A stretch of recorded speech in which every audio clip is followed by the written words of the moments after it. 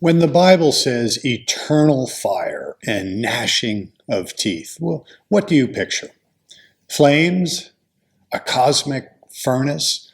Monsters grinding jaws in the dark? Well, maybe if you're of a certain age, it takes you back to 1968. I am the god of Hellfire, and I bring you fire. I'll take you to burn. Great track. Wrong theology. Swedenborg says that's not it.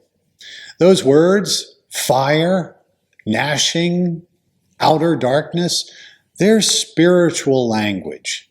Natural images pointing to inner realities. And here's the key. In the spiritual world, love is warmth. Heaven's love, love of the Lord and love for the neighbor. It's a living heat. It makes us truly alive. Hell's fire? It's love of self and of the world, and the cravings that burn out of those loves. Think of the sun. The same sunlight can make a garden blossom, or they can make a trash heap stink. The sun didn't change, the reception did. And so it is with the Lord's love. To a humble heart, it's springtime.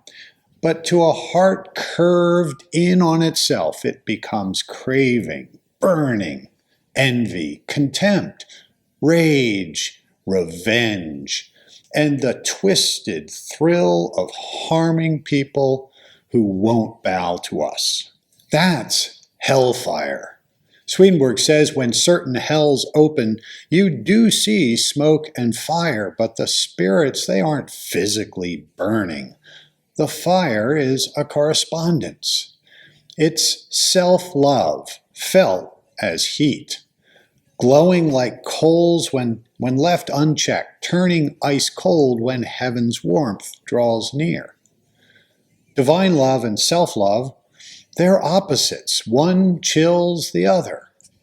And that's why Swedenborg says in some hells, rebellion is cooled by a sudden cold.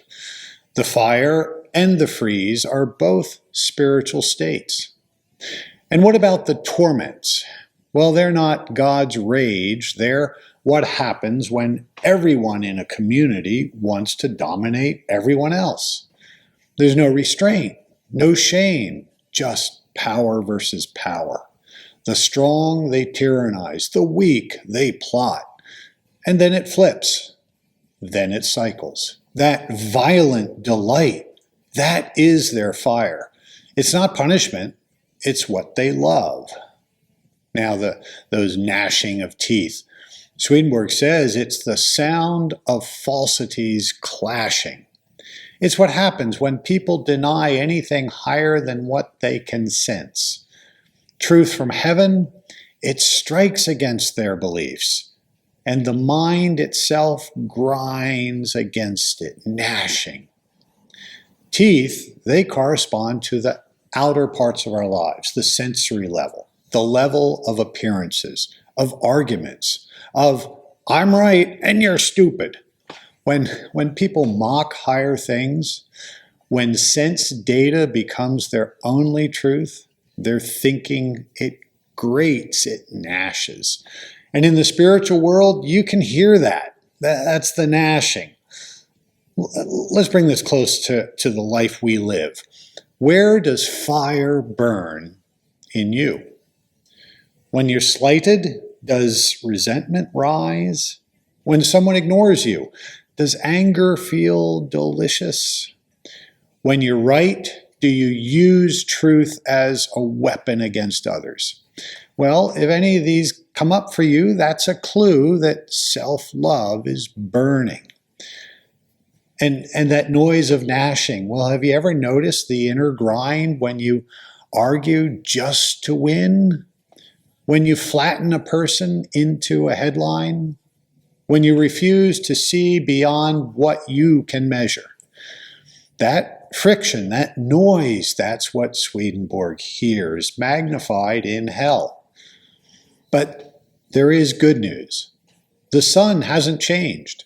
The reception can, but the sun hasn't. So here's a practice for today.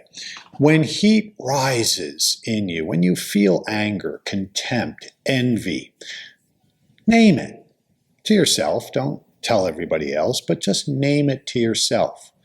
This is self-love burning. Then change the fuel. You can change the fuel by doing one small act of service for someone who can't repay you. Unseen, uncredited. And when you catch yourself grinding your thoughts, arguing within, pause. Ask yourself, what's the loving usefulness here? And then choose a truth that heals, not wins the argument. Heaven's warmth is always flowing, and when we turn towards it, those cravings of ours, they cool. The grinding, it quiets. And love becomes a steady heat that gives life to us, and through us, to others. Thank you for joining me for this episode of Heaven and Hell, and I do hope you will join me next week. God bless you.